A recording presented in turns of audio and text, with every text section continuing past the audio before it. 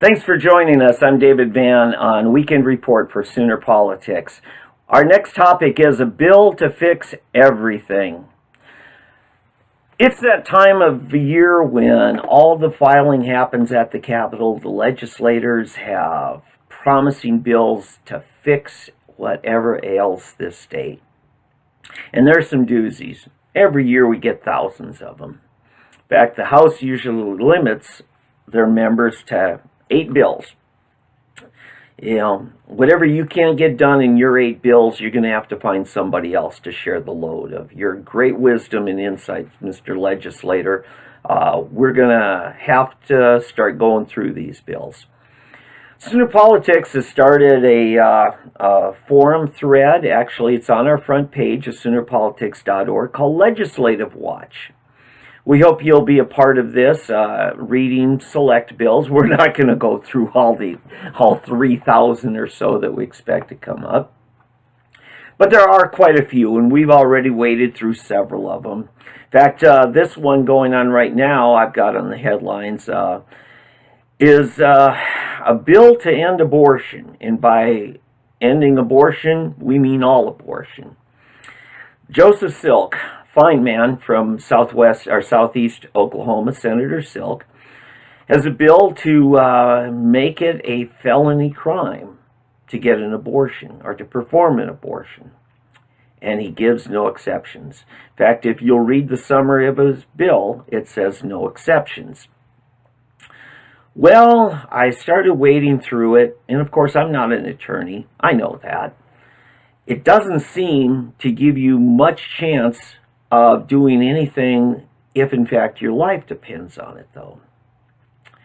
You see, there are certain types of conditions that can arise, and sadly, I know some great families, Christian families, who've had to deal with the terrible, terrible news of what's called an ectopic pregnancy.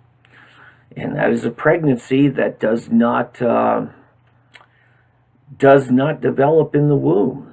It develops in other parts of a woman's reproductive system. And it's tragic. And it is likely to kill both mother and child. And Ronald Reagan said something in 1980. I remember sitting there in my apartment while going to Bible school. I'm watching the presidential debates in 1980. Jimmy Carter, who of course, ran on being a born-again Christian, was a supporter of women's choice. That was the way he put it. And Ronald Reagan was asked, would there be any exceptions where you would accept that doctor and patient have a right to procedure that unfortunately ends in the death of the unborn child? Ronald Reagan said,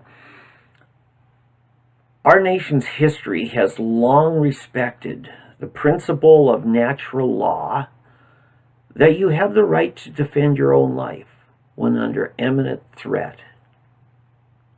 And he said, under certain and rare circumstances, a loving mother might be faced with just the very crushing news that her unborn child's opportunity to develop and grow not only won't happen, but if something's not done, may very well likely end in the mother's death as well.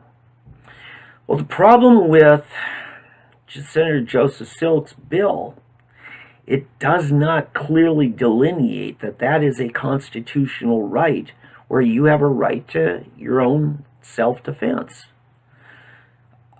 There's a rally going on tonight, Saturday night, the 12th, in Edmond at Reclaiming Arts. If you want to be a part of it, go on down there, okay? I go to a lot of pro-life rallies. I go to a lot of events.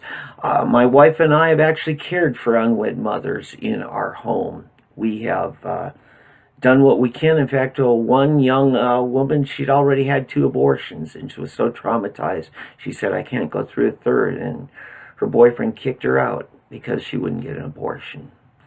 We helped her with that pregnancy and delivery, And years later, I got to see her and her son doing fantastic.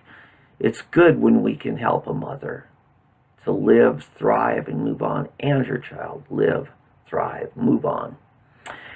I hope this bill by Senator Silk gets the right adjustments so that all of us who support life can support this bill, and we can end the scourge of selective abortion in Oklahoma. And now this.